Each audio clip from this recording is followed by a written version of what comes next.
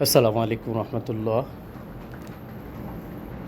সামনে সাভার পরিবহন খুব সুন্দর করে যাচ্ছে নবীনগরের সামনে। পিছনে একটু দৃষ্টি আকর্ষণ করছি সকলের।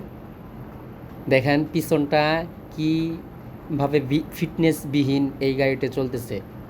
পিছনের সাইডটা পুরাটাই ভেঙে গিয়েছে। ডান সাইডে দেখতে পাচ্ছেন যে এক সাইড থেকে আরেক সাইড খুলে গেছে। খুলে গিয়ে সেটা একটা রশি দিয়ে বেঁধে সেই বাসটা সে চালাচ্ছে এবং কি সেটা ভাড়ায় চলতেছে যাত্রী সহ। মানুষের বিবেক বুদ্ধি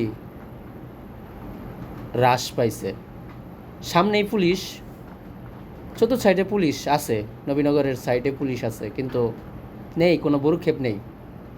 ফিটনেস গাড়ি চলতেছে, সমস্যা নাই তো, ফিটনেস থাক আর না থাক, বাট রাস্তায় তো চলতেছে। এইসব গাড়িতে যাত্রী ওঠা কতটা যে রিস্কি সেটা সাধারণ মানুষ বুঝবে যখন একটা দুর্ঘটনা আসবে তখনকার।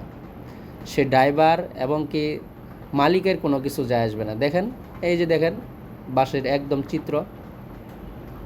তো আল্লাহ সকলকে হেফাজত করুক, আমিন।